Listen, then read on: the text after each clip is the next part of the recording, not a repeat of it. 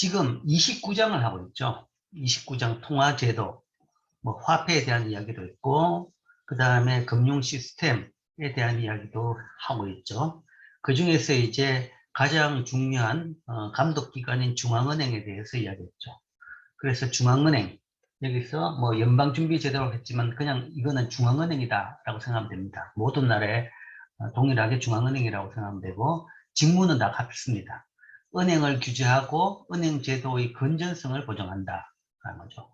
은행을 규제하는 이유는, 그러니까 경제학자들이 보통 규제, 그런 것을 싫어합니다. 싫어하는 것이, 규제는 시장이 돌아가는 것을 뭐랄까 막는다든지 잘 못 돌아가게 만든다. 그래서 규제를 통해 가지고 오히려 비효율성이 훨씬 더 높아진다라고 봅니다. 그렇지만 금융에 대해서, 특히 중앙은행의 규제에 대해서는 다들 아무런 반대 없이 당연히 충분히 해야 된다라는 입장입니다. 그렇기 때문에 은행에 대한 규제는 굉장히 셉니다. 굉장히 센데, 왜냐하면 금융이란 것은 일반 사적제화가 아닌 거죠. 금융은 사적제화와 다르게 공공재의 성격을 가지고 있습니다. 왜냐하면 금융은 뭐 금융을 하다가 뭔가 하면 싫다고 관둘 문제가 아니고, 그 금융이 차지하던 부분이 없어진다 그러면 전체 경제 시스템이 안 돌아가게 된다는 거죠. 그러니까 국가경제순환 모형에서 전체를 돌리는 화폐의 기능도 있고, 그 다음에 생산요소 시장에서 소위 자본의 남는 사람과 필요한 사람 간에 매치시키는 그 기능을 하는 거죠. 그렇기 때문에 금융에 대해서는 이제 규제 감독을 충분히 해야 된다라는 입장입니다. 그래서 은행에 대해서는 굉장히 타이트하게 규제 감독을 하고 있습니다. 왜 하느냐? 은행 제도의 건전성을 보장하기 위해서. 은행 제도가, 은행이 망하면 안 되는 거죠. 그래서 은행 시스템이 붕괴되는 걸 막기 위해서 규제 감독을 하는 겁니다. 일부 뭐 예를 들어서 산업이다 그러면, 어떤 산업이 그 뭐 망하든 말든 이거는 뭐 국가가 손댈 문제는 아니죠. 그러니까 새로 기술 발전에 따라서 새로 산업이 하나 생기기도 하고, 그 다음에 또 뭐 예를 들어서 기술 발전에 따라서 어떤 산업은 도태되기도 합니다. 도태되기도 하고, 또한 어떤 기업가가 잘못해가지고 그 기업이 망가지면서 그 산업 전체가 망가질 수도 있습니다. 질 수도 있자면 그거는 그 산업 자체의 문제이기 때문에 국가에서 개입은 굉장히 제한적입니다. 제한적인데 금융은 그게 아니다라는 거죠. 그러니까 시스템을 안정적으로 유지하는 차원에서 많은 규제를 합니다. 규제를 하는 것은 이제 각 은행의 재무 상태, 그러니까 뭐 재무라는 게 재무 상태가 나빠지면 결국은 부도가 나고 망하게 되는 거죠. 그래서 재무 상태가 나빠지는 것을 사전에 감시를 잘 하는 거죠. 그 다음에 이제 어음 교환을 통해서 은행 간 거래를 지원한다라는 건데, 이거는 이제 조금 전통적인 이야기인데, 시작이 사실은 은행은 어음 교환 속에서 시작을 했습니다. 그러니까 소위 상업어음, 리얼딜이라고 합니다. 상업어음이라는 것이 자본주의 생산 과정이라는 것은 원래 이제 상당히 공장제 생산은 상당히 생산해서 긴 시간이 들립니다. 그런데 이제 제조업자, 생산업자 같은 경우에도 뭐 그 과정에서 돈이 필요한 거죠. 그러니까 원료나 중간재나 그런 걸 사와가지고 물건을 만들어서 팔아서 돈을 회수하는 거죠. 그러면 공장을 짓고 원료 중간재를 사와가지고 인건비를 주면서 물건 만들어서 팔아서 돈이 회수되는 데까지 기간이라는 것은 굉장히 깁니다. 굉장히 길죠. 그러면 그 돈을 뭔가 하면 그 돈이 없으면 제대로 안 돌아가는 거죠. 그렇기 때문에 이제 그 과정이 원활하게 할 수 있도록 하기 위해서 그 만든 물건이 팔리지가 않았더라도 그걸 담보로 대출해 줍니다. 그걸 담보로 대출해 주는 것을 우리가 어음이라고 합니다. 물론 이제 융통어음도 있죠. 융통어음은 단순히 돈 빌리는, 그러니까 이 채무 정성인 거고, 그건 좀 다른 개념이고, 그건 단기 채권인 거고, 여기서 말하는 어음이라는 것은 전통적인 어음. 이거는 이제 기업이 가지고 있던 물건에 대한 담보로 대출을 해주는 그런 어음입니다. 그러니까 뭐 중간재를 납품받았다? 그러면 납품받으면 바로 돈을 안 주고 어음으로 결제를 해준다라고 하죠. 어음으로 결제해준다는 것은 어음으로 결제하는 것은, 그 어음이라는 것은 내가 받은 물건을 가지고 있다라는 것을 뭔가 하면, 가지고 있으면서 세 달 뒤에 현금을 주겠다라는 거죠. 그러면 그 종이에는 그 납품업자가 납품됐던 그 물건이 사실은 담보로 잡혀 있는 거죠. 그렇기 때문에 그 어음을 들고 납품했는 중간 납품업자 같은 경우는 은행 가서 그 돈까지 그거 들고 가서 어음을 할인을 합니다. 할인하는 것은 그 어음을 담보로 대출을 받을 수 있다는 거죠. 그런 것들을 그런 게 실제 이제 금융의 시작이었습니다. 금융의 시작이었고 여전히 뭐 아직도 그런 부분이 많이 돌아가는데 최근에는 이제 그것보다는 이제 현금 결제가 많아지면서 어음의 상대적인 비중은 줄긴 줄었죠. 어쨌든 어음 교환을 통한 은행 간 거래 지원, 필요한 경우에는 그 어음을 중앙은행이 사줍니다. 사주는 것이 또 하나의 정책입니다. 그걸 통해 가지고 기업들의 자금, 기업들에 대한 자금 지원을 은행을 통해서 해주는 거예요. 뭐 이런 것도 해주고, 그 다음에 은행들에게 자금을 대출해주는 은행의 은행 역할. 은행들한테 돈이 필요하다. 그러면 돈이 모자란다. 그런 경우에는 대출까지 해줍니다.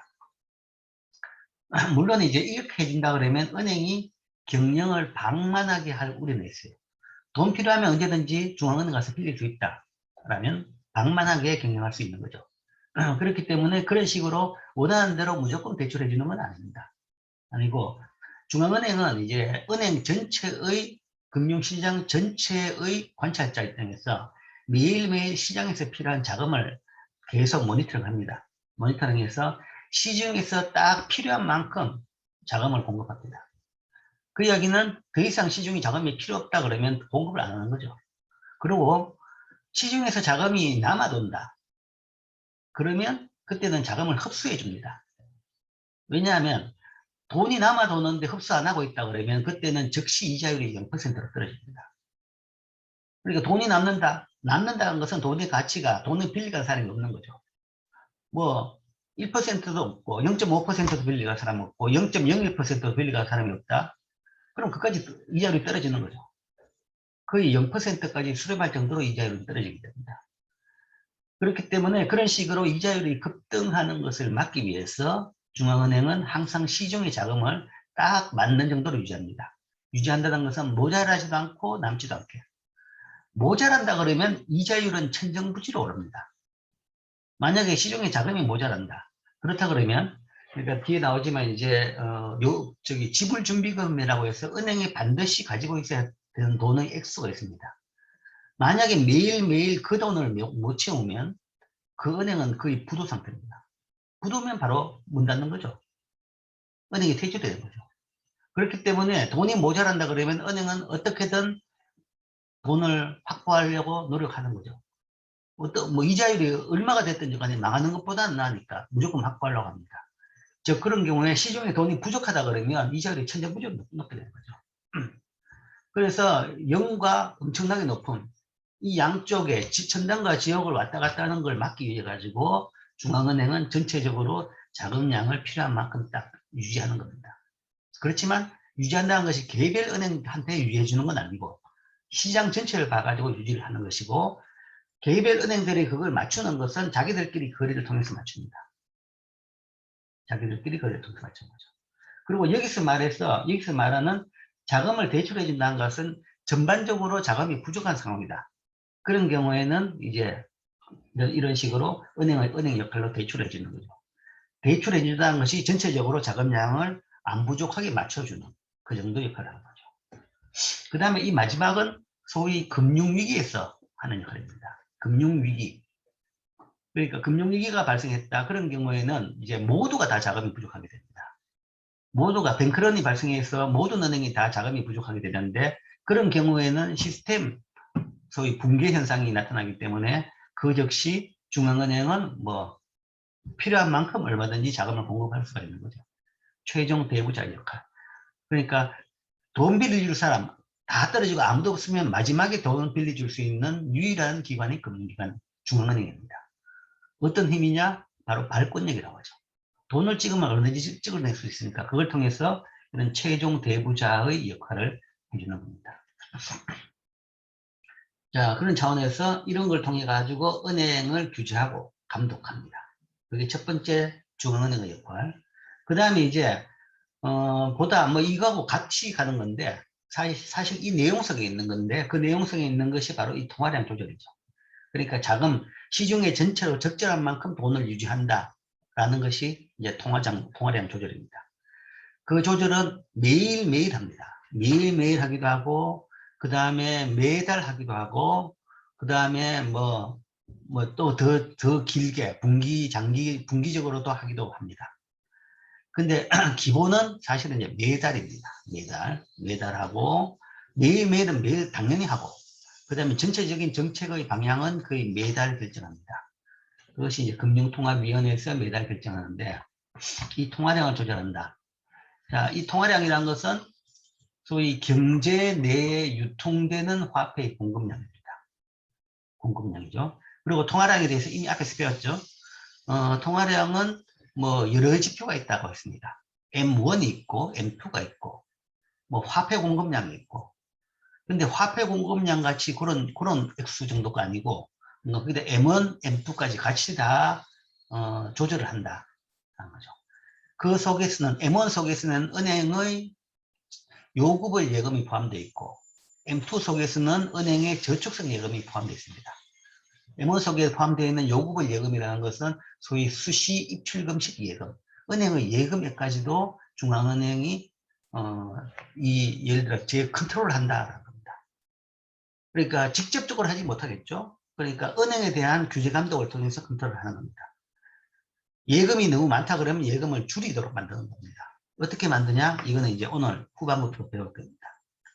그 다음에 이제 통화정책, 중앙은행의 정책 담당자들이 통화정책을 또 결정합니다. 결정하는 것은 전반적으로 시중에서 통화량이 어느 정도 돼야 될 것이냐 하는 거죠.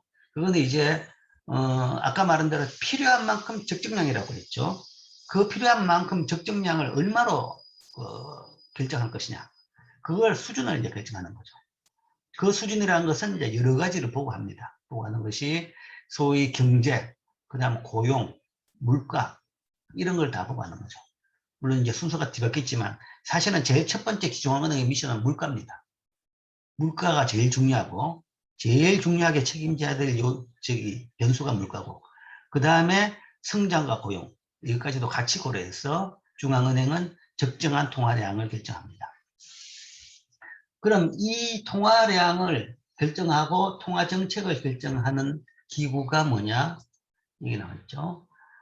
FOMC라고 합니다. Federal Open Market Committee. Federal Open Market Committee의 약자로서 FOMC라고 합니다. 그래서 우리나라 신문에서도 언론 보도에서도 그냥 FOMC 미팅 이런 식으로 이야기합니다. 아까 통화정책은 한 달에 한 번 결정한다고 했죠.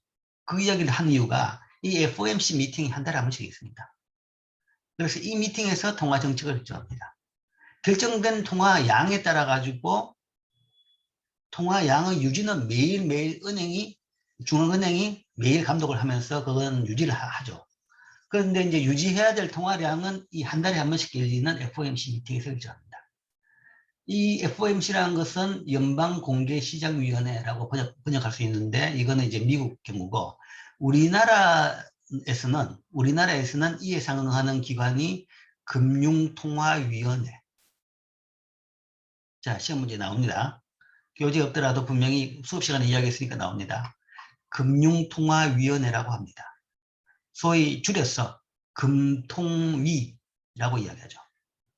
그래서 금통위, 이번 달 금통위 미팅이 아마 이번 주인가 다음 주인가 아마 열릴 겁니다. 거기서 아마 이자율을 지금 더 0.25% 더 올릴 거라고 대부분 사람들이 예측을 하고 있습니다. 자, 그런 것을 하는 것이 이 위원회입니다. 금융통화위원회, 우리나라에서는 그 이름을 금융통화위원회라고 그러고, 미국에서는 FOMC, 연방공개시장위원회라고 하죠. 자, 이 위원회에서 이제 그런 통화정책의 방향을 결정합니다. 이 정책금리를 올릴 것이냐, 내릴 것이냐. 이번 달에는 아마 올릴 것 같고, 지난주에 열렸던 미국의 FOMC 미팅에서 소위 말하는 테이퍼링을 시작했죠. 테이퍼링이라는 것은 양적 완화의 양을 줄이기 시작했다라는 거죠. 그러니까 매달 120 빌리언, 그러니까 1200억 달러씩 채권을 사들였는데 그것을 이제 줄이기 시작했다. 사들이는 것을 한꺼번에 그걸 다 중단하면 뭐 시장이 엄청나게 충격을 받습니다. 그래서 통화정책은 그런 식으로 급격히 변동시키는 것은 잘 피합니다. 피하고 줄일 때 이제 아주 소걸음으로 줄이죠. 그래서 이번 120빌리언에서 이번 달에는 20, 10씩 30빌리언을 줄인다고 합니다. 아니죠. 15빌리언을 줄입니다. 15빌리언을 줄이고 다음 달에도 15빌리언을 줄인다 라고 이야기하죠. 일단 그 두 개만 이야기했습니다. 이번 달에서는 원래 30빌리언, 120빌리언을 사들이는데, 채권을 사들이는 걸로 원래부터 되어 있었는데, 그게 120빌리언이 아니라 105빌리언만 사들이겠다. 그리고 다음 달에는 또 15를 줄여가지고, 15빌리언을 줄여가지고, 90빌리언어치만 사들이겠다. 일단 그까지 2달 동안 하겠다라는 발표만 했습니다. 하고 나가지고, 다음 달 그까지 해가지고 그 성과를 봤어. 거기에 따른 시장 반응을 봐가지고 추가로 어떻게 줄이는지 이야기하겠다라고 했죠. 그게 이제 지난주에 미국 FOMC의 발표입니다. 그게 이제 이 FOMC 통화정책을 결정하는 기관이 그런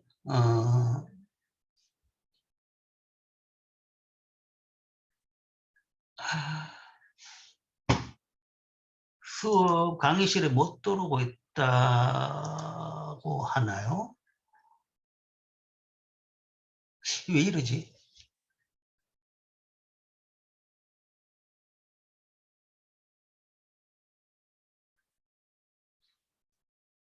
지금 어떤 학생이 지금 강의실에 못 들어오고 있는 학생이 많다고 하는데, 우와, 이거 내가 오늘 뭘 잘못해놔가지고 이런 사태가 발생한 것 같은데.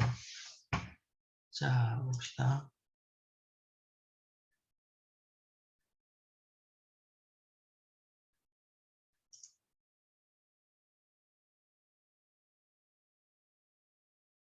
아, 됐다. 2년째 사용하는데도 아직 줌 기능을 다 잘 사용을 하고 하지는 못하는데. 자, 정원경 군, 지금 이제 내가 뭔가 좀 바꿔놨는데, 그러면 학생들이 아마 들어올 수 있을 걸로 기대하는데, 다시 한번 들어와 보라고 이야기해 보십시오.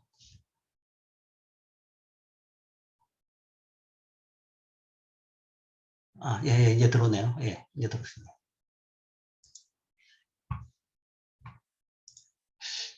이게 이제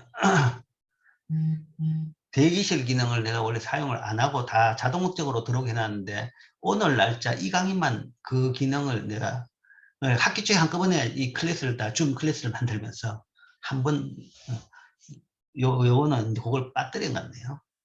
그리고 또 갑자기 회의 잠금이 또 눌러져 있었네요. 그래가지고 지금 다른 사람들이 못 들어왔던 것 같습니다. 자, 이제는 다 들어왔죠. 혹시나 못 들어온 학생은 없겠죠. 네. 그래서 뭐 이것 때문에 늦은 것은 뭐 내 사유니까 이거는 지각으로는 간주 안 하겠습니다. 네. 오케이.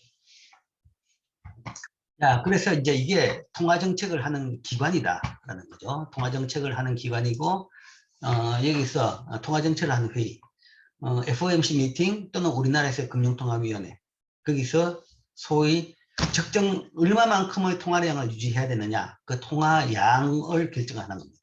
그걸 양으로 결정할 수도 있고, 그 다음에 이자율로서도 결정합니다. 실제 이제 세계적으로 1980년대까지만 하더라도 양으로 결정했습니다. 전 분기 대비 또는 전년 동기 대비 몇 %까지 늘린다라고 했는데, 그게 이제 1990년, 우리나라에서는 이제 1990년대 말까지 그랬고, 그 뒤부터는 다 이제 정책 방향이 양이 아니라 이자율로서 정책을 발표합니다. 그 이유는 양으로 해보니까 도무지 이게 뭔가 하면 제대로 금융시장을 반영을 못하더라라는 거죠. M1 지표를 해보니까 이렇고 M2 지표를 해보니까 이렇고 지표마다 다 다른 방향으로 숫자가 나오는 겁니다. 그렇기 때문에 어느 지표를 해야 될지 도대체 종잡을 수가 없더라. 그렇죠?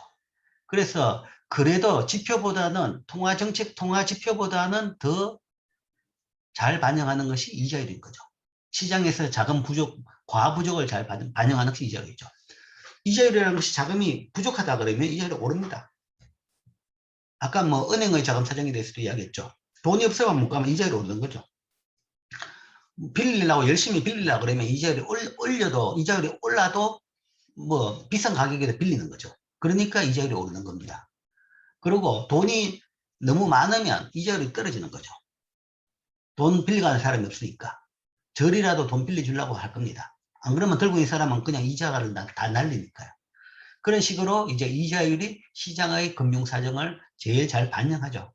그래서 뭐 그럼 옛날부터 이자율을 하지 그랬는데 이자율을 하기에는 사실은 금융시장이 굉장히 잘 규모가 있고 그 다음에 잘 원활하게 잘 돌아가야지 이자율이 제대로 기능을 합니다. 그래서 많은 나라들, 그러니까 개동 국가들의 금융시장에서는 이자율이 제대로 된 이자율도 조차도 없습니다. 그렇기 때문에 이제 어느 정도 성숙했는 경우에 이제 그게 쓸 수 있는 거죠. 우리나라에서도 이자율이라고 할 수 있는 이자율. 지금 현재 이자율 데이터가 있는데, 우리 연구할 때 제일 큰 고민이 그겁니다. 이자율 데이터는 짧다라는 거죠. 길게, 아무리 길게 해봐야 우리나라 이자율이 존재하는 것은 92년부터입니다. 그전 이자율은 이자율이 아니죠. 실제 이자율이 있긴 있는데, 이거는 국가가 이제 시장 상황하고 무관한 국가에서 그냥 지정한 그런 이자율이라는 거죠. 그러니까 전반적으로 자금 부족 국가였기 때문에 그때는 이제 국가가 자금을 얼로케이션 하는 겁니다. 얼로케이션 하기 때문에 그때 이자율은 신뢰할 수 없는 시장 사정을 반영하지 못하는 이자율이죠. 실제 시장 사정 이자율은 굉장히 높은데도 불구하고 국가가 금융기관 보고는 이자는 이 이상 못 받지 마라고 해가 규제하는 거죠. 그러면 돈 빌려갈 사람 엄청 많은데 대신 이런 사람만 빌려줘. 라는 식으로 했기 때문에 실제 그때 이자율은 시장을 반영하는 이자율이 아니었던 거죠. 그러니까 그게 우리나라도 진짜 제대로 된 시장이 돌아간 것은 90년대 이후부터 돌아갔다라고 볼 수 있죠. 그래서 뭐 초기에는 다 통화 양호를 했는데 지금은 대부분 은행들이 여기서 발표하는 통화 정책에서는 그 이자율로서 통화 정책의 방향을 이야기하죠. 조금 미국은 이상한 제도인데 이제 이 구성을 보면 뭐 12개 전에 이야기했죠. 미국은 12개 은행들이 모인 것이 페드다. 그러니까 연방준비제도다라는 거죠. 사실은 12개 중앙은행이 모인 겁니다. 그래서 12개 지역 이 FOMC 미팅에 들어오는 사람들은 누구냐 그러면 12개 지역 총재 중 5명입니다. 12명 다도 아닙니다. 그 중에서 5명. 이 모여가지고 회의합니다. 그러니까 12명이 다 모이면 그건 너무 시끄럽죠. 그렇기 때문에 어느 정도 적절하고 효율적인 회의 진행에 필요한 정도 숫자를 이제 요 정도로 했는 거죠. 5명이 결정한다. 라고 해가지고, 물론 이제 이 5명의 결정은 대통령이 합니다. 대통령이 이 위원 한 명씩 바뀔 때마다 그 위원을 선정을 하죠. 지금 또 이제 최근에 2명이 바뀌어가지고 2명의 위원을 지금 이제 찾고 있죠. 찾고 이제 결정하는 단계입니다. 그래서 6주에 한 번씩 모입니다. 그러니까 한 달에 한 번 결정한 게 아니라 6주, 한 달하고 조금 더 적어죠. 한 번씩 모여가지고. 그러니까 1년에 한 10번입니다. 매달 아니고 1년에 10번 회의를 합니다. 여기서 경제 상황에 대해서 토론을 하고, 그 다음에 필요하면 통화 정책을 변경합니다. 그렇기 때문에 사실은 액션을 취하는 날이 별로 없어요. 별로 없어요. 그래서 저 사람들 앉아가 뭐 하냐? 그러니까 중앙은행이 하는 짓이 뭐냐? 잘 모르는 사람들은 그런 이야기를 많이 하죠. 계속 가만히 있다가 뭔가 하면 한 2년에 한 번씩 올린다. 그러니까 계속 뭔가 하면 상황에 대한 토론하고 그 다음 변경할 필요가 있는지 검토 정도만 하죠. 근데 굉장히 보수적이라서 그러니까 변화는 천천히 합니다. 어지간한 변화 같은 게 어지간한 진동 같은 거에서는 그냥 대부분 가만히 있습니다. 큰 진동이 생긴 경우에 그때 이제 반응을 하는 거죠. 그렇기 때문에 실제 이제 회의 뭐 평균적으로 본다 그러면 회의 한 5번에서 10번 사이 정도 하면 한 번 정도 이런 정책 변화가 발생합니다. 대부분 경우에 정책 변화가 발생을 안 하죠. 동결이라는 것은 정책 변화가 없는 겁니다. 그렇지만 이제 뭐 여기서 모여가지고 아주 전체 경제에 대한 굉장히 이제 엄격한 제 판단을 하죠. 토론을 하고. 그 다음에 이제 향후 정책 방향에 대해서도 계속 이제 거기에 대한 정보도 주는 거죠. 자, 우리나라도 마찬가지죠. 우리나라도 10번을 하는데, 우리나라는 매달, 두 번째 주인가? 매달 두 번째 주에 합니다. 하는데, 대신에 이제 12번 다는 하지 않고, 한 두 달은 건너뛰는 정도. 그렇게 해가지고 10번을 합니다. 그래서 거의 뭐, 매달 정책이 바뀐다, 매달 정책을 검토한다 정도로 볼 수 있습니다. 그래서 지지난달 미팅에서 우리나라에서 이자율을 올렸고, 9월 달에서 올렸고, 이번 달 11월 달 미팅에서 아마 올릴 것이다 라고 보고 있죠. 자, 자, 그러면 중앙은행이 통화량을 어떻게 조절하느냐 라는 거죠. 중앙은행이 통화량을 어떻게 조절하느냐. 조절하는 방법은 이제 여러 개 있는데, 자, 그냥 대략적으로 이야기한다 그러면, 대략적으로 한 슬라이드에서 이야기하면, 공개 시장 조작을 통해서 통화량을 조정합니다. 통화량을 조절합니다. 번역이 조금 이상한데, 공개 시장 조작이라는 용어를 쓰니까 굉장히 이상한 짓을 하는 것 같이 보이죠. 이제 번역을 하니까 이래 됐어요. 이게 영어로 이야기하면, 오픈 마켓 오퍼레이션. 그러니까 오픈 마켓. 오픈 마켓이 어떤 마켓이냐? 소위 채권 시장입니다. 채권 시장에서 채권을 사고 팔므로써 통화량을 조절합니다. 그래서 오픈 마켓 오퍼레이션, 공개 시장 조작 또는 뭔가 하면 거기서의 운영. 근데 운영이라고 하면 좀 이상한 게, 중앙은행이 그 채권 시장 전체를 운영하는 건 아니죠. 아니기 때문에 그거는 사실은 채권 시장은 그냥 민간이 자율적으로 돌아가는 겁니다. 거기에 중앙은행이 하나의 참가자로 참여해가지고 필요하다 그러면 채권을 더 사들이고, 또 필요하면 채권을 더 파는 그런 식으로 전체 통화량을 조정합니다. 즉, 통화량을 늘리려고 그러면 중앙은행은 돈을 발행해가지고 채권을 사들입니다. 통화량을 늘리려고 그러면 채권 한 장에 예를 들어서 10억짜리 채권이 있다. 그 100장 사들이는 거죠. 100장을 사들이면 채권을 샀기 때문에 돈을 지불해야 되는 거죠. 그럼 1000억 원을 지불합니다. 그러면 시중에 전체적으로 돈이 1000억 원이 더 발행된 거죠. 그런 식으로 전체 시중에 돈을 늘리는 겁니다. 돈을 늘리는 것이고, 반대로 통화량을 줄이려고 그러면 그런 식으로 사모은 중앙은행들의 채권들이 많이 있습니다. 중앙은행은 항상 채권을 가지고 있어요. 그러니까 여러분들이 전에도 이야기했지만 화폐의 발권은 굉장히 권력이다. 그 다음에 그게 굉장히 돈 되는 짓이다라는 것은, 돈을 발행해가지고 돈을 발행할 수 있으니까 굉장히 그게 뭔가 하면 하나의 좋은 것이다, 이익을 보는 것이다라고 생각하는데, 실제는 그게 아니다라는 거죠. 중앙은행은 돈을 발행하면서 몽땅 다 그만큼 그냥 준 것이 아니고, 그냥 자기가 쓰는 것이 아니라 채권으로 가지고 있습니다. 엄격하게 대차제대표는 공개되어 있고 항상 채권 보유가 있습니다. 중앙은행이 발행한 모든 돈에 대해 그 액수만큼 채권을 가지고 있는 거죠. 물론 이제 보유하고 난 뒤에 채권 시세가 변해가지고 그게 더 줄일 수도 있고 늘 수도 있습니다. 근데 대부분 줄진 않아요. 다 늡니다. 늘어난 것이 채권을 사가지고 있으면 그 채권에서 이자가 또 나오죠. 그럼 이자만큼 뭔가 하면 자산 가치가 더 늘어난 겁니다. 그걸 현금으로 받았다 그러면 현금이 회수된 것이고, 어쨌든 처음에 발행했던 돈보다 뭔가 하면 가지고 있는 보유 채권의 그 양은 늘어나는 거죠. 그 가액은 늘어나는 거죠. 가액이 늘어나기 때문에, 그 때문에 이제 중앙은행은 항상 흑자가 발생합니다. 그래서 필요하다 그러면 줄이려고 그러면 그 가지고 있던 채권을 파는 거죠. 채권을 팔면 채권을 산 사람이 뭔가 그 채권을 사고 대신에 돈을 주는 거죠. 그러면 준 돈만큼 시중에서 돈이 회수가 됩니다. 통화량이 주는 거죠. 그런 것들이 이제 소위 공개 시장을 통한 조작이라고 합니다. 그래서 이걸 통해 가지고 통화량을 조정합니다. 양적 완화라는 것은, 그러니까 이제 양적 완화는 최근에 하는 아까 120빌리언 양적 완화를 이야기했죠. 미국에서 지금 하고 있는. 그거는 지금 이제 아까 말한 시중 전체 현재 매일매일 통화량 적정량을 감독하는 것을 안 하는 거죠. 그것조차도 안 하고 그냥 한 달에 아까 말한 대로 무조건 이금하는 겁니다. 이걸 국채 매입만 한 달에 120빌리언씩 1200억 달러씩 사들이는 겁니다.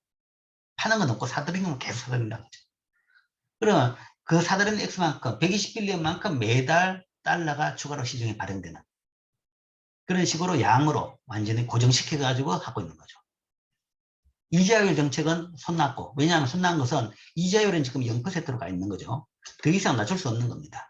그래서 그 다음 단계로서 양적 완화를 통해 가지고 이걸 계속하는 거죠.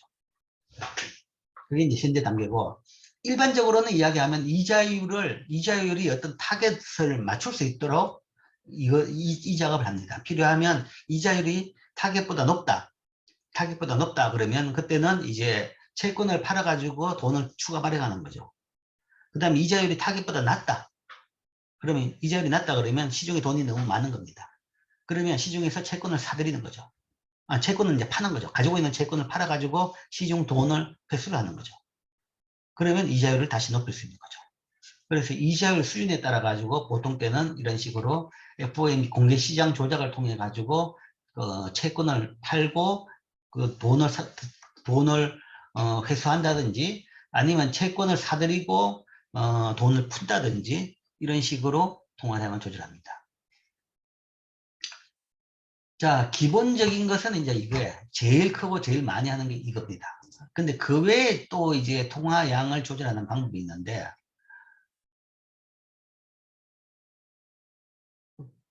그 슬라이드 받았나?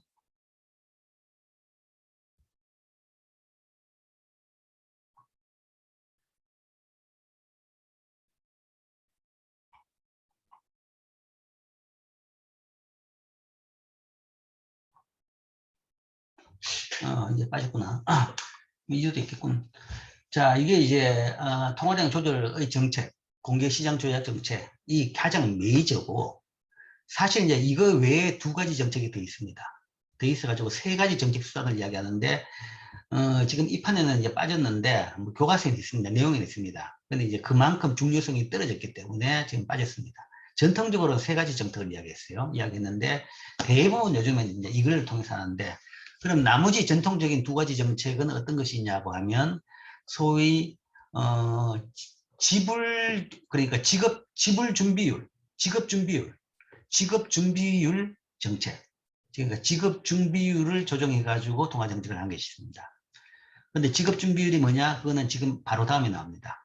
그래서 그때 내용을 이해하면 지급 준비율 변화가 즉 은행의 예금에 직접적으로 영향을 주는 겁니다. 그게 이제 두 번째 정책이고 그다음에 세 번째 정책은 재할인율 정책이 있습니다. 재할인율이라는 것은 사실은 아까 중앙은행이 시중은행한테 어음을 사준다고 했죠. 어음을 사준다는 것을 어음을 할인한다고 합니다. 그러니까 실제 이제 기업들이 발행한 기업은 은행에 가서 할인을 받습니다. 할인이라는 것은 어음담보대출입니다.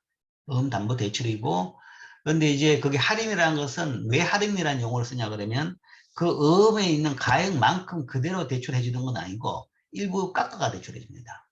일부 깎아가 대출해 주는데 실제 이제 이 개념이 대출하고 조금 다를 수가 있는 것이 이게 순수 대출이 아니고 나중에 만기일이 돌아오면 다시 원위치 합니다.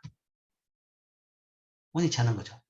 그렇기 때문에 엄밀한 의미에서 대출은 아닌 거죠. 대출은 아닌데 대출하고 비슷하기 때문에 기한부 대출이죠. 만기일까지 대출인 거죠. 근데 이제 만기일에 만기가 왔는데 이 결제가 안 된다? 그런 경우에는 이제 부도가 나는 거죠. 부도가 나는 거고.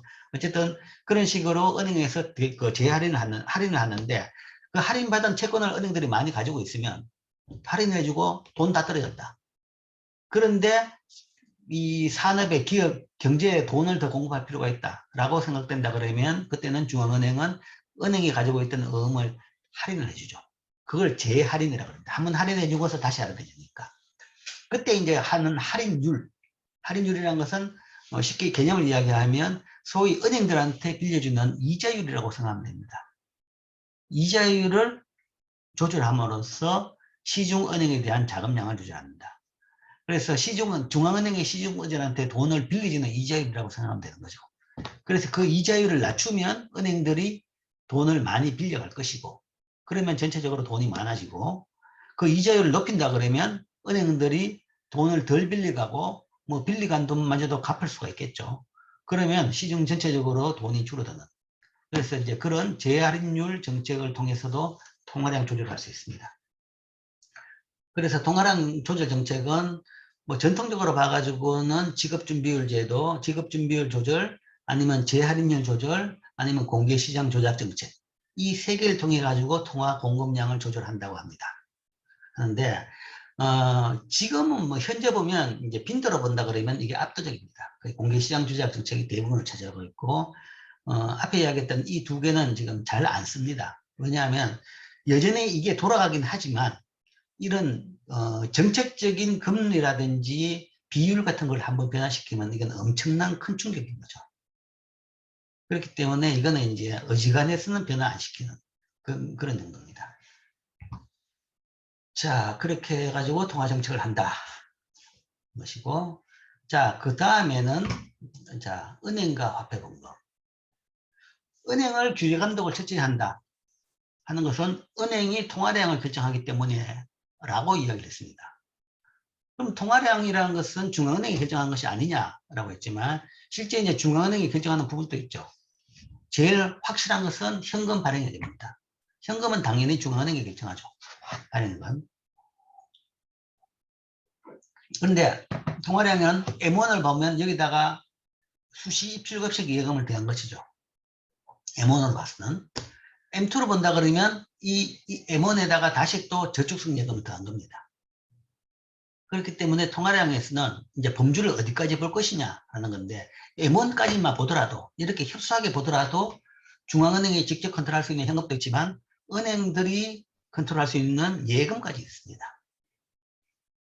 그래서 규제 감독을 많이 한다라고 했죠. 그럼 은행은 어떻게 예금을 컨트롤하느냐? 예금은 사람들이 예금을 하면 예금이지 그 예금량을 은행이 어떻게 조절할 것이냐에 대해 가지고 아마 궁금해할 겁니다. 자, 그 이야기입니다. 거기에 대한 설명입니다. 자, 은행들의 행동이 요구불 예금의 규모에 영향을 주게 되고 통화량에 영향을 줍니다. 그 과정을 지금부터 설명하겠습니다. 그 과정은 이제 어떤 과정이냐 그러면 소위 부분 지급 준비 제도 시스템 내에서 현재 은행 시스템이죠. 부분 준비 제도이기 때문에 은행이 이 요구불 예금의 양을 조절할 수 있다는 거죠.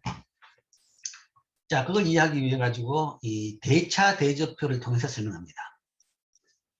대차표. 자, 그 설명하기 위해서 먼저 이제 설명해야 될 개념이 먼저 알아야 될 개념이 지급준비금입니다. 지급준비금은 이름 그대로 이해하면 됩니다. 지급을 하기 위한 준비로 가지고 있는 돈이다. 지급이 뭐에 대한 지급이냐면 예금에 대한 지급이죠. 돈을 예금한 사람 같은 경우는 언제든지 돈을 찾을 수 있습니다. 저축성 예금이라면 그래도 언제 올지는 대강 짐작이 됩니다. 뭐 만기 1년이다 그러면 거의 1년 있다 올 것이고 2년이면 2년 있다 올 것이고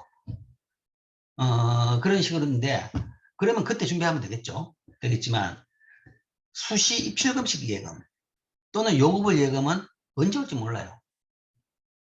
그러니까 언제 오더라도 관계없는 거죠. 내가 필요할 때 언제든지 오는 겁니다.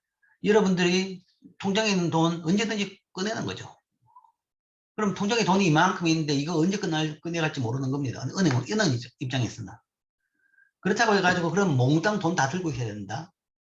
그러면 은행은 장사를 못하는 거죠. 은행은 그걸 빌려줘가지고 이자를 받아가지고 돈을 버는 겁니다. 그래서 뭔가 하면 그 예금에 대한 이자도 줄 수 있는 거죠.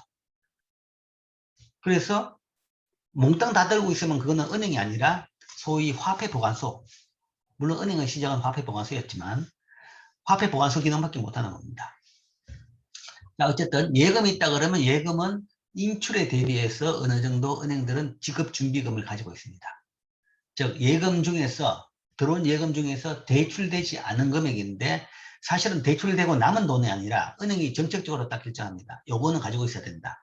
그래야지 평균적인 사람 행동으로 봐가지고 이 정도는 찾아러 오니까 항상 금고에 이 돈은 가지고 있어야지 사람들이 돈 찾으러 왔을 때 제때 예금에 대해서 인출을 해준다. 그렇죠?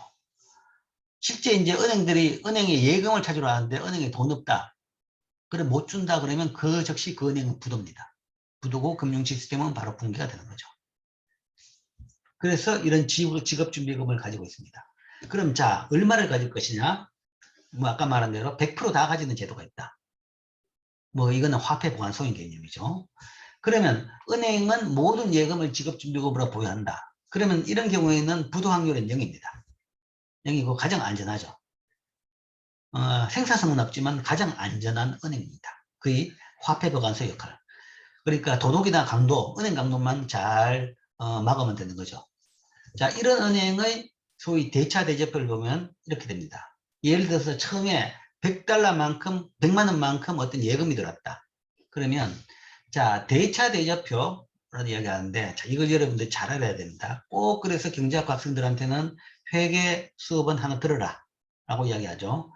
회계 수업은 이 세상 경제활동 모두에 다 필요합니다. 여러분 회사에 취직에도 필요하고 집에서 가계 벗을 때도 필요하고 내 자신 뭔가 돈이 얼마가 있냐 내 경제계획을 세우는데도 이 개념이 있어야지 제대로 뭔가 하면 내 상태를 알 수가 있습니다. 아니면 그냥 용돈 기입장으로 해가지고 용돈 들어가고 나간 것만 딱 적었다가는 도대체 내가 이 예금이 얼마가 있고 뭐가 얼마가 있고 그 다음에 이걸 나중에 얼마가 더 될 것이며 어떻게 투자할 것인지 거기에 대한 계획을 잡을 수가 없는 거죠. 그렇기 때문에 이런 복식부기 원리에 따라 가지고 하나 거래마다 기록한 것보다는 복식부기 원리에 따라서 나름대로 개인별 대차 대조표를 만드는 것이 경제활동에 굉장히 도움이 됩니다. 그러니까 취업에 미래 뭐 직업활동에도 도움이 되지만 개인한테도 꼭 필요하다라는 거죠. 자, 이 대차 대조표 같은 경우는 우리가 소위 복식부기의 원리에 따라서 작성한다라고 합니다. 복식부기. 그 이야기는 한 번 거래가 발생하면 두 번 그 거래를 적게 됩니다. 두 번 거래를 적게 되는데, 자, 그 재무제표를 이야기하면 이런 대차 대조표가 있고, 그 다음에 손익계산서가 있어요. 손익계산서라는 것은 순수히 그 기간 내에 돈이 들고 나고 해가지고 얼마가 남았는지 그것만 나타냅니다. 나타내는데, 여기서 말하는 이 대차 대조표는 이 자산 상태까지 같이 나타내는 거죠. 그러니까 한 번 거래가 발생하면 거기에 따라가 자산이 변합니다. 재산이 늘기도 하고 줄기도 하고 아니면 부채가 늘기도 하고 줄기도 하죠. 그런 식으로 자산이 변하는 거하고 그 다음에 내 가지고 있는 플로가 변하는 거 같이 나타나는 거죠. 그러니까 어떤 한 번 거래가 발생한다 그러면 그거는 자산과 부채의 대부분 다 동시에 발생합니다. 두 번 거래가 발생하는 거죠. 자, 두 번 거래가 발생하는 것을 이제 여기서 볼 수 있습니다. 제일 먼저 처음에 한 은행에 어떤 사람이 100만 원을 예금을 했다. 그러면 이 복식부기 대차대조표에서는 이 왼쪽 변에다가 차변이라고 하는데 이 왼쪽 변에는 자산을 적습니다. 자산. 내가 가지고 있는 소위 재산이라고 생각하면 됩니다. 재산. 개인한테는 그걸 재산이라고 하죠. 그런데 이제 회계적인 용어로는 자산, 에셋이라고 합니다. 에셋이라고 하고 뭐 기업에서도 자산이다. 재산이다 생각하면 되겠죠. 기업이 가지고 있는 땅이나 아니면 기계라든지 그런 고정자산도 물론 재산이고 그 다음에 가지고 있는 뭐 예금이랄까 아니면 뭐 금융자산 뭐 부동산 이런 거 다 포함하는 겁니다. 이런 게 자산이죠.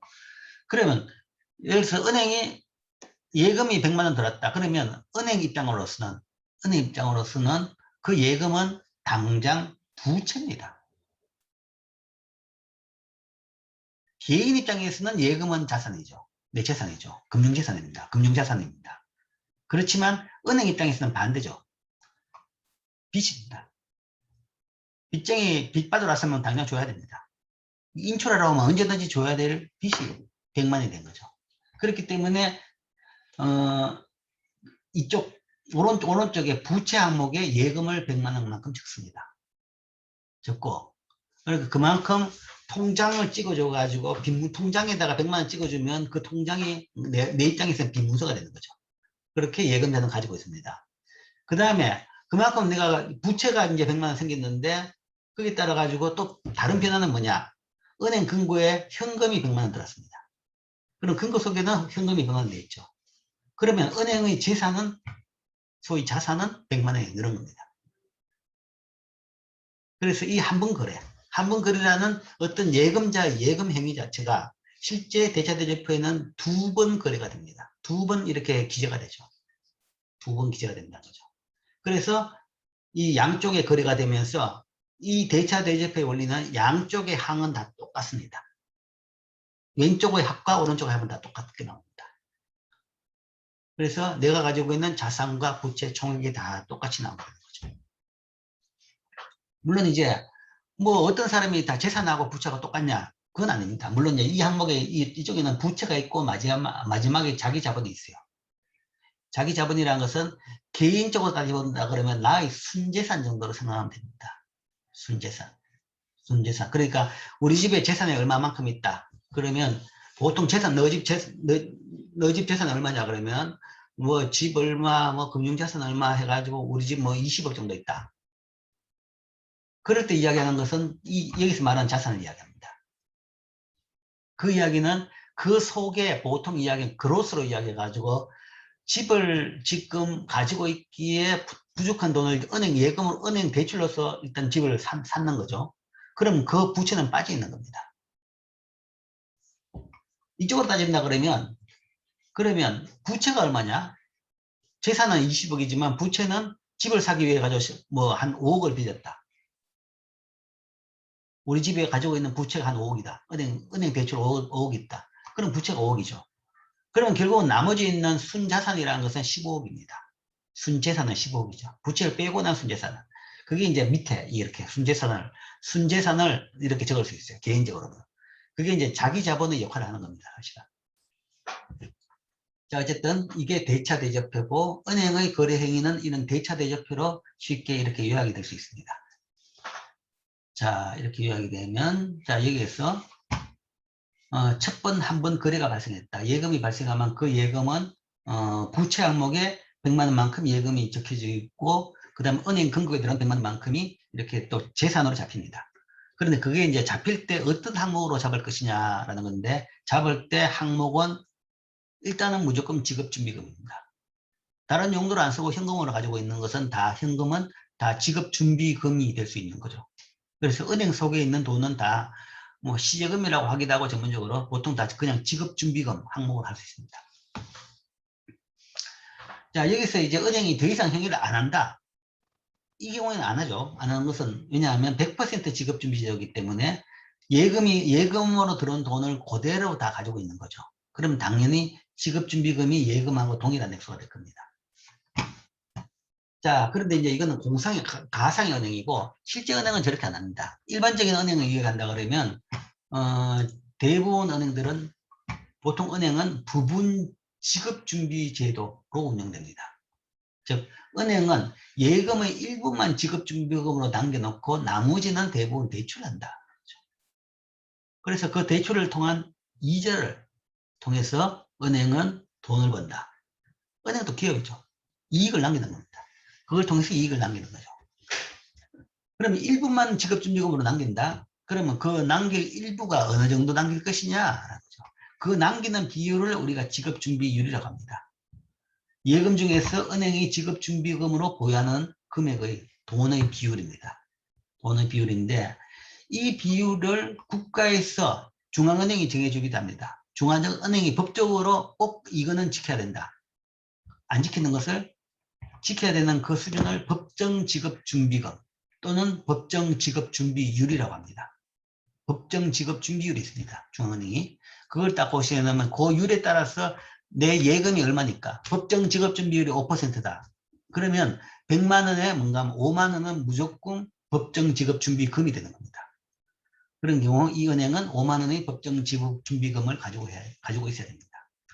그래서 금고에는 항상 5만 원이 있어야 되는 거죠. 은행들이 보유하는 지급준비금의 최저치. 중앙은행은 항상 그걸 검사합니다. 검사해가지고 만약에 그게 모자라는 경우가 발생했다 그러면 큰일 납니다. 큰일 납니다. 모자라면 당연히 사전에 지금 모자란다고 신고를 해야 되죠. 신고를 하게 되면 빌려는 줘요. 그 차액만큼 빌려는 줍니다. 빌려주는 대신에 소위 벌칙금리로 벌금까지 해가지고 같이 빌려줍니다. 너가 알아가지고 이거 채워놔야 되는데 못 채워놨기 때문에 너는 빌려는 주겠지만 안정성을 위해서 대신에 이 벌금, 소위 비투금리라는 게 있습니다. 벌칙금리를 내고 빌려야 되고, 그 다음에 우리나라에서는 그런 게 한번 발생하면 더 큰 문제가 생기는 것이, 그 다음에 이제 은행 경영진에 대한 문책이 발생합니다. 그래서 뭐 은행장이 뭐 목이 날아간다든지 아니면 경고를 받는다든지 어쨌든 여러 징계가 발생할 수 있습니다. 그게 이제 아주 어마어마한 이런 법정 지급 준비금입니다. 이런 걸 놓치게 되면 이건 엄청난 일이 생깁니다. 1990년대 한 번 정도 이런 일이 있었어요. 신한은행이. 그래서 발칵 뒤집어졌죠. 발칵 뒤집어졌죠. 이런 거는 뭐 절대 이거는 어기면 안 되는 것이다 라고 생각하는 겁니다. 그런데 이제 절대 어기면 안 된다고 생각하는 것이 그 당연한 것이 대부분 은행은 이것보다 훨씬 더 많이 가지고 있어요. 그래서 이걸 초과하는 액수를 초과 지급준비금이라고 합니다. 은행들이 추가로 보유하고 있는 지급준비금. 법정으로 갖춰야 되는 액수가 있는데 보통 그 이상 가지고 있어요. 그래서 그 이상 부분을 초과 지급준비금으로 가지고 있습니다. 자, 부분 지급준비금이 제도에서 이제 은행들의 대체대조표가 어떻게 되는지를 봅시다. 예를 들어서 이제 법정 지급준비율이 10%다. 뭐 법정이다 아니다. 어쨌든 지급준비율이 10%다. 은행들은 정책적으로 10%를 가진다. 그게 뭐 다 법정인지 아닌지 몰라도 그렇게 일단 가정합시다. 가정하면 이런 경우에는 아까 본 100만 원 예금에서 어떤 일이 발생하냐 그러면 동일하게 100만 원 예금이 발생했는데 이게 이제 자산 쪽에서는 지급준비금은 10만 원만 가지고 나머지 90만 원은 가지고 있을 이유가 없는 거죠. 대출을 해줘버린 겁니다. 그래야지 이자를 받을 수 있으니까. 그러니까 아까는 100%다 100만 원 다 지급준비금으로 가지고 있었는데 지금은 요것만 가지고 있는다라고 정책으로 되었기 때문에 10%인 10만 원만 가지고 나머지 90만 원은 대출을 해주는 거죠. 이게 이제 달라진 겁니다. 100% 지급준비금 제도하고 부분 지급준비금 제도 하에서의 은행의 대차대조표가 이렇게 달라지는 거죠. 자, 그 다음에 이제 본격적으로 은행에 의한 예금 통화 창출 과정을 보겠습니다. 자, 이렇게 되고 나면 처음에 은행이 저기서 이제 은행을 그냥 1은행이라고 했죠. 그 이야기는 지금부터 은행이 여러 개 등장합니다. 처음에 태초에 100만 원이 있었다. 태초에 누가 100만 원 예금을 했는데 그 파문을 보는 겁니다. 그러면 첫째 1은행에는 이렇게 돼 있고 그 다음에 이 대출받은 90만 원을 대출받은 사람이 돈을 쓰겠죠. 돈을 쓰면서 자 이렇게 됐죠. 이렇게 됐고 1은행으로부터 90만 원을 대출받은 사람은 돈을 쓰면서 결국은 그 돈은 다 은행으로 들어갑니다. 결국은 은행으로 들어가죠. 돈을 써가지고 결제하면 결제 있는 사람이 뭔가 하면 은행 계좌로 돈을 받는 거죠. 모든 거래는 은행을 통해서 이루어지는 거죠. 즉 90만 원 대출받은 사람이 그 90만 원 가지고 결국은 다른 은행에 또 그 90만 원을 예금을 하는 겁니다. 그걸 당장이든 몇 번을 돌아서든 어쨌든 예금을 하게 되겠죠. 그럼 그 90만 원이 다른 또 은행, 뭐 이 은행이 될 수 있고 또 다른 은행이 될 수도 있는 거죠. 뭐 계산을 편하게 하기 위해서 또 다른 은행이라고 생각합시다. 그러면 제2은행에다가 90만 원 예금했다. 그러면 제2은행 같은 경우에는 90만 원 예금 들으면 동일하게 10% 9만 원만 지급준비금으로 남겨놓고 나머지 81만 원은 또 대출해 주는 거죠. 그럼 이 81만 원을 대출을 받은 사람은 또 돈을 쓰면서 쓰다가 돌고 돌다가 결국은 또 자기 은행에다 예금하죠. 제3은행에 예금합니다. 그럼 이 은행은 81만 원 예금이 들어오면 그 중에서 10%인 8만 1,000원만 지급준비금으로 갖고 나머지 72만 9천 원은 또 대출해 주는 거죠. 그러면 이 대출을 받은 사람은 또 돌고 돌다가 다시 또 예금을 하게 되는 거죠. 이런 식으로 계속 돈이 뭔가 하면 대출되고 예금되고 대출되고 예금되고 이게 계속 반복됩니다. 각 은행마다 남아있는 돈은 지급준비금만 남아있고 계속 대출 예금이 반복되죠. 그 과정에서 보면 자 은행 제도 전체적으로 예금이 얼마나 발생했느냐. 초기에 100만 원 예금이 있었다. 그 다음에 두 번째 은행에 90만 원 예금이 발생했다. 세 번째 은행에 81만 원 예금이 발생했다. 즉 첫 번째 은행에 100만 원 예금이 첫 번째 은행이 100만 원 예금, 두 번째 은행이 90만 원 예금, 이게 대출이었죠. 어, 어, 어, 어.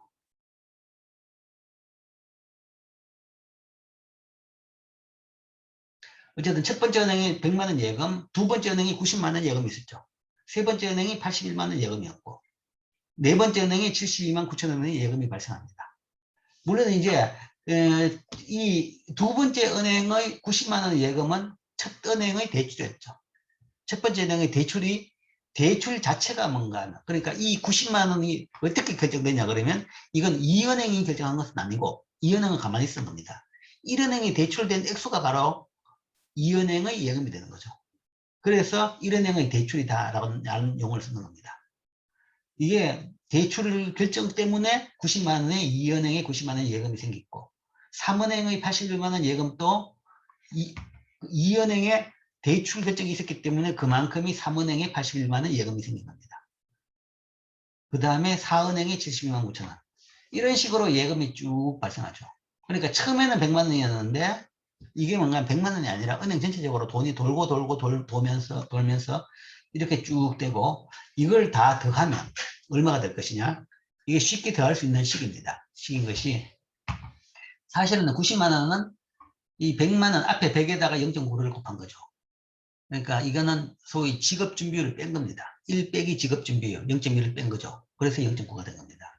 그 다음에 이것도 81만 원을 또 앞에 90만 원에다가 0.5를 곱한 것이고 딱 이래 된 거죠.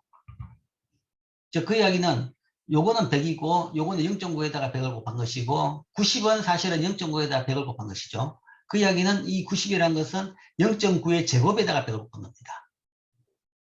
요거는 0.9의 3승에다가 100을 곱한 겁니다. 이런 식으로 쭉 다 합인 거죠. 이런 답은 여러분들이 수학에서 순열을 배웠나요? 순열식이 나오죠. 소위 무한등비급수의 합입니다. 그러니까 같은 그리고 계속 곱의 이 성수가 뭔가 하면 일씩 증가하는 거죠. 전에 비해 가지고 이 비율이 동일하게 곱아지는 거죠. 그걸 쭉 하면 합치는 식이 있죠. 합치는 식에 따라 계산을 하게 되면 이게 쭉 다 합치면 1000이 된다라는 겁니다. 통화량 증가들의 합계가 1000이 된다. 자, 이 1000은 그러면 무한등비급수의 합의 식은 어떻게 되냐 그러면 사실은 초항 곱하기 1 빼기 그러니까 초항 곱하기 R분의 1이 됩니다. R분의 1. R이라는 것은 지급준비율.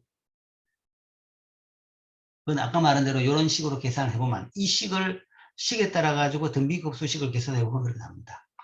최초 예금 곱하기 R분의 1. 이 계산식이 되고 거기서 R이 0.1이기 때문에 사실은 R분의 1이라는 것이 10이죠. 그죠? 그래서 100에다가 10을 곱하면 1이 1000이 된다. 이렇게 계산이 됩니다. 그래서 이걸 가지고 우리가 예금통화 성수라고 이야기합니다. 여기서 예금통화 성수인데 곱하기 했는 계산해가지고 이 곱해져가지고 이 값을 만드는 값을 최초 예금에서 이 값을 만드는 곱하는 부분을 우리가 예금통화 성수라고 합니다. 그러니까 태초의 처음 예금이 전체적으로 이만큼 커졌다. 그러면 얼마나 커지게 만드냐? 커지게 만드는 것을 성수라고 하죠. 그죠? 이게 뻥튀기 하는 기계, 멀티플라이어. 튀기는 숫자가 얼마냐? 그 성수는 사실은 R분의 1이다라는 거죠. 그래서 R분의 1이 곱하면 이렇게 된다. 즉, 예금통화 성수는 1달러의 지급준비금으로, 1원의 지급준비금으로 은행제도가 창출할 수 있는 예금통화의 양입니다. 그리고 이거는 수학적으로 계산식에서 따라갔다 계산해보면 나오는 것이 R분의 1이 나옵니다. 즉, 지급준비율의 역수입니다. 그러니까 처음에 이거는 중앙은행이 조절하는 건 아니죠. 어쨌든 누가 예금을 딱 했다. 그러면 처음 예금. 그러니까 그 첫 예금을 이렇게 생각하면 되죠. 중앙은행이 시중에 뭔가 하면 돈을 예를 들어 가지고 뭐 100억만큼 더 돈을 줬다. 그러면 새로운 예금이 사실은 100억이 증가하는 겁니다. 그러면 중앙은행은 100억만큼 돈을 더 발행시켰는데 채권을 사들여가지고 사고 100억만큼 돈을 발행시켰는데 그 100억은 이 제도를 통해 가지고 곱하기 10을 해가지고 시중에서 통화량이 1000억이 되는 겁니다. 그러니까 현금 100억 플러스 예금이 1000억만큼 증가하게 되는 거죠. 그래서 통화량은 은행이 100억은 중앙은행이 발행해 가지고 내린 거지만 예금 1000억은 은행들이 만든 겁니다. 그게 이제 은행들이 통화를 예금을 통해 가지고 신용 창조라고 이야기합니다. 소위 통화량을 만드는 과정입니다. 그리고 그거 뻥튀기 하는 숫자, 예금 통화 성수는 지급 준비율의 역수이기 때문에 지급 준비율이 높을수록 이 예금 통화 성수는 작아지는 거죠. 반면 지급 준비율이 낮을수록 예금 통화 성수는 높아집니다. 뻥이 많이 뒤지는 거죠. 10%라 그러면 10이었죠. 근데 만약에 지급 준비율이 5%다. 그것보다 반밖에 안 된다. 그렇다 그러면 0.05분의 1 그러면 20이 되는 거죠. 그럼 20배만큼 커지는 겁니다. 어쨌든 이런 과정을 통해 가지고 은행이 예금을 창출해낸다. 즉 통화량을 중앙은행이 아니라 은행이 많은 부분, 사실은 훨씬 더 비중으로 많죠. 더 많은 부분의 돈을 그 통화를 만들어내기 때문에 실제 M1이나 M2를 관리하겠다라고 중앙은행이 생각한다 그러면 자기가 할 수 있는 것보다는 그 부분도 있지만 은행이 훨씬 많은 부분을 만들어냈기 때문에 은행에 대한 규제 감독을 잘해야 됩니다. 그리고 이 원리를 본다 그러면 지급준비율 컨트롤이 굉장히 중요하겠구나라는 생각을 합니다. 실제 은행들이 법정 지급준비율 제도로만 운영한다 그러면 사실은 필요하다. 돈을 줄이고 싶으면 지급준비율을 반으로, 그러니까 배로 올리면 됩니다. 5%에서 10%를 올려버리면 시중 돈이 딱 절반으로 줄어듭니다. 아니면 반대로 뭔가 하면 시중에서 돈이 부족하다. 돈 더 시중에서 많게 만들고 싶다. 그러면 중앙은행이 돈을 찍어낼 필요 없이 지급준비율을 반으로 맞추면 됩니다. 10%에서 5%로 낮추면 전체적으로 예금이 배로 늘어나죠. 그러면 통화량이 배로 늘어날 수 있는 겁니다. 그래서 이런 걸 통해 가지고 은행이 신용 창조를 해 가지고 통화량을 늘리든 줄이든 할 수 있다. 그런데 이제 아까도 이야기했지만 지급준비율 변화시키는 제도는 요즘에는 잘 안 쓴다라고 이야기했죠. 왜냐하면 이거는 이제 이론적으로 이야기하면 쭉 전체 과정을 다 겪어가지고 이렇게 변화하는데 이 과정에 시간이 굉장히 많이 걸립니다. 지급준비율을 변화시켰다. 그렇다 그러면 그때는 은행의 경영이 다 바뀌는 겁니다. 그러니까 대출량을 줄인다. 대출량을 줄인다는 것이 이게 이제 시간이 굉장히 많이 필요한 작업이라는 것은 항상 은행이 돈을 가지고 있다가 대출량을 줄일 수 있는 건 아니죠. 보통 은행은 남는 돈 없이 운영합니다. 타이트하게 운영하는 거죠. 다 기존에 있는 돈은 대부분 다 대출이 되어 있습니다. 그런데 그 대출을 절반으로 줄이려고 그러면 대출이 다 만기가 돌아와야 되는 거죠. 만기가 돌아왔을 때 다시 대출해 줄 때 그때 뭐 옛날에 비해서 절반밖에 못 해주는 거죠. 그러려고 그러면 최소한 뭔가 하면 1년이 더 필요합니다. 기본이 1년이죠. 보통 대출 기본 1년이고 더 장기 대출도 많고. 그 다음에 이제 한번 대출을 했다 그러면 보통 그 액수는 계속 유지한다는 것이 일반 사람들의 생각인데 만기 돌아왔는데 대출금이 뭔가 하면 반액은 갚아라. 그러면 뭐 야단나는 거죠. 그런 식으로 뭔가 하면 이거 지급준비율 조절에 따라 가지고 대출 액수를 변화시킨다라는 것은 굉장히 이론적으로는 쉽지만 실제적으로는 굉장히 큰 영향을 주는 정책입니다. 그래서 요즘에는 그걸 통해 가지고 잘 조절을 하진 않죠. 그래서 실제적으로는 지금 지급준비율은 굉장히 낮습니다. 낮는 게 여기서 10%, 5% 이야기했지만 뭐 그 저축성 예금은 거의 0%랍니다. 거의. 그리고 수십 실급식 예금 같은 경우는 뭐 0.1% 뭐 그 정도밖에 안 합니다. 그렇지만 은행들은 초과 지급준비율을 보통 충분히 많이 가지고 있습니다.